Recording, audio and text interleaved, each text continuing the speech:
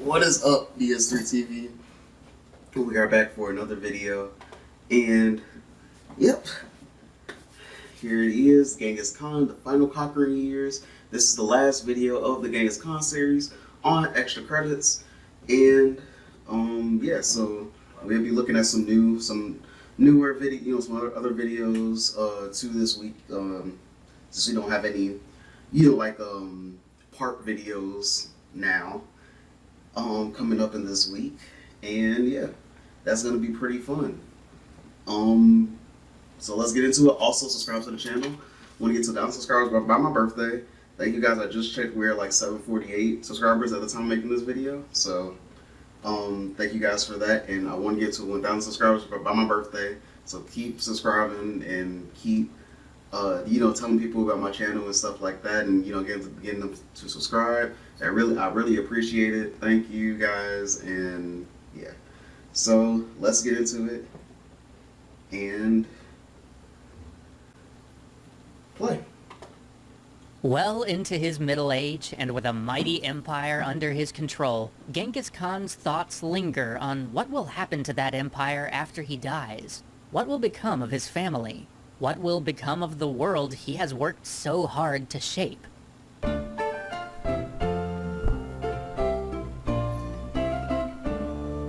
The 13th century. The Muslim lands of the Khwarezm Empire were the richest and most sophisticated in the world. Its citizens soared above their contemporaries in Europe, India, and China in astronomy, mathematics, agronomy, and many other fields. But because they stood higher, they had the furthest to fall. 100,000 Mongol horsemen stormed the Khwarezm cities. The Sultan of Khwarezm had 4 times as many soldiers, but the Mongol forces were terrifying. And they honored their promise of clemency to all who surrendered as strictly as they honored their promise of destruction to all who resisted. Gotcha. Cities fell one after another. Many surrendered without a fight. Others held out for a few days or weeks before falling.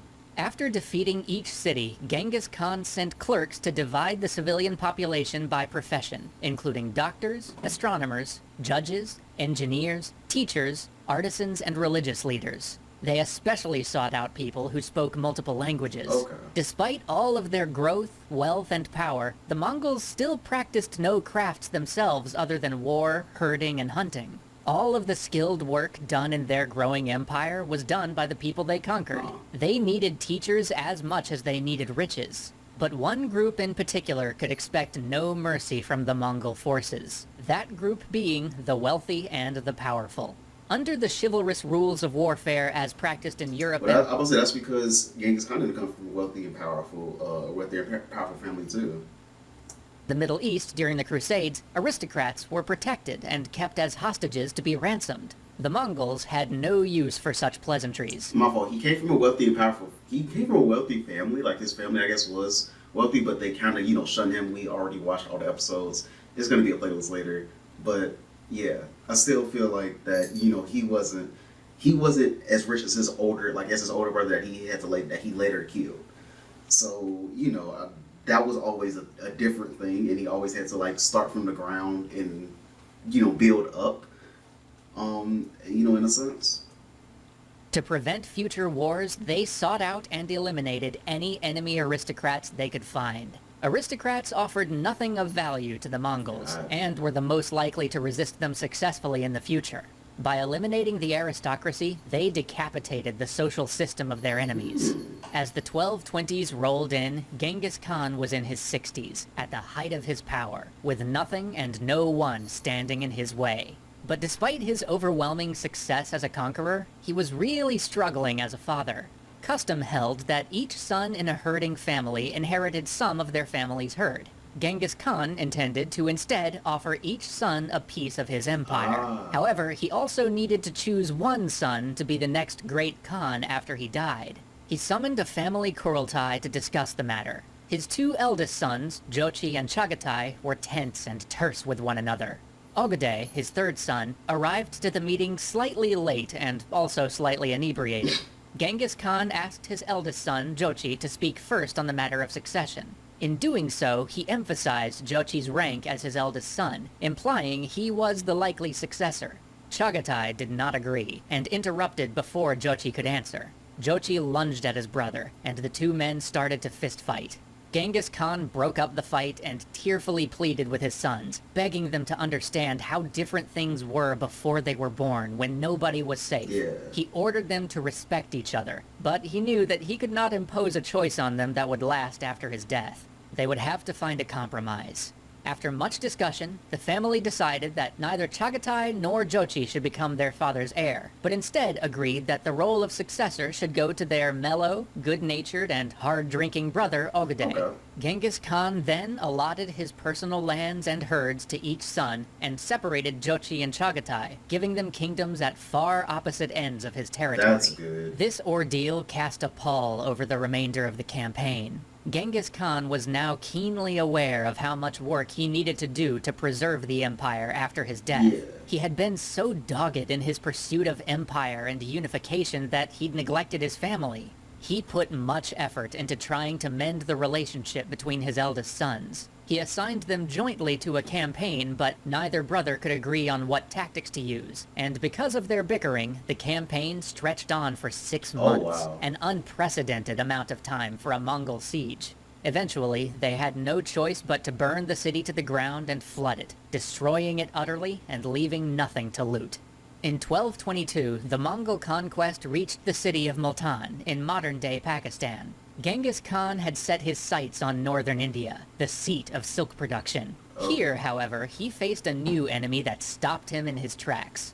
As soon as the Mongols left the dry and cold mountainous regions, both warriors and horses grew sick and weak. The Mongol bows, which were so well adapted to the extreme cold and heat of the steppe, weakened in the damp air and lost their accuracy.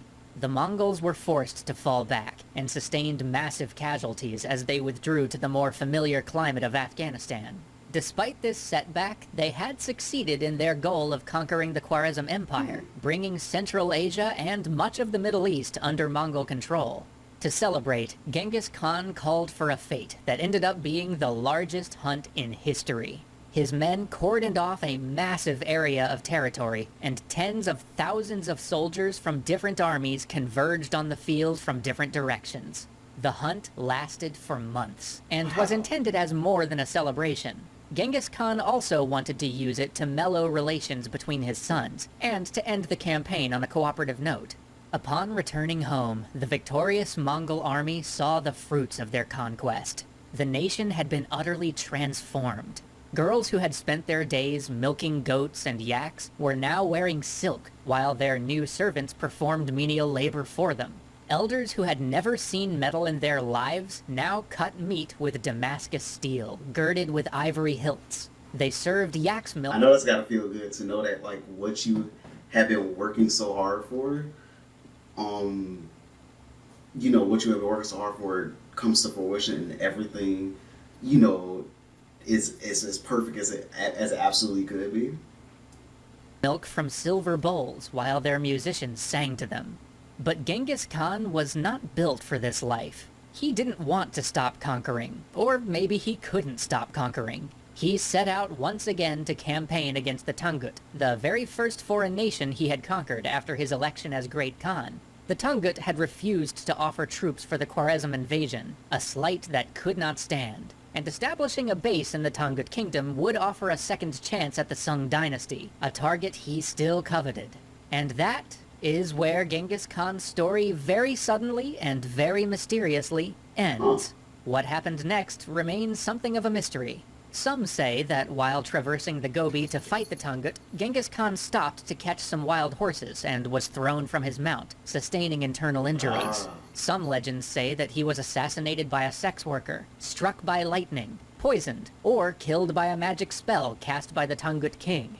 Heck, Marco Polo even reports in his book, chronicling his time in the court of Kublai Khan, Genghis Khan's grandson, that the Great Khan was killed after taking an arrow to the knee. All that we know for sure is that just before the Mongol victory over the Tungut, Genghis Khan died quietly. A procession would have set out towards Mongolia with Genghis Khan's body on a simple cart. His horsehair spirit banner would have led the way, and behind the procession would have followed his horse, with a loose bridle and an empty saddle. he was buried anonymously in the soil of his homeland, without a monument to mark his grave. Genghis Khan transformed Mongol warfare from a messy tribal raiding system into an intercontinental affair fought on multiple fronts across thousands of miles. His battlefield techniques made the heavily armored knights of medieval Europe obsolete, replacing them with disciplined cavalry moving in organized units. He made brilliant use of speed and surprise on the battlefield, and perfected siege warfare to such a degree that he ended the era of walled cities. He taught his people to fight not only across incredible distances, but to sustain their campaigns over years, decades, and eventually over 3 generations of constant fighting. His last ruling descendant remained in power in Uzbekistan until he was deposed by the rising tide of the Soviet Revolution in 1920. Wow. Genghis Khan... That's a pretty long line of, just rule. Was also brutal. His goals were achieved through the deaths of millions. The Mongols made no technological breakthroughs, founded no new religions, wrote no great books or dramas, and offered the world no new crafts or methods of agriculture. They simply conquered and assimilated, and their tactics left parts of the world depopulated to this day. But the Mongols absolutely did change the world, and that was what young Temujin had desperately wanted, from the very moment he first learned how harsh, violent, and unforgiving life could be. He eradicated torture, kidnapping, and raiding from his world, but at the cost of countless lives and entire cultures. Is peace bought with blood and maintained with force truly peace? It may be impossible to say whether Genghis Khan left the world better than he found it, but it was still undeniably changed. That is true, though. It was definitely changed, even if it was, depending on how you see it as a good way or if you see it as a bad way. It was definitely changed. But yeah, that was a good video. Talk to you guys in the next video. Subscribe to the channel. Also, follow the Twitch channel. Link in the description, and also link in the description for the Discord. So yeah, I guess that's it. So peace.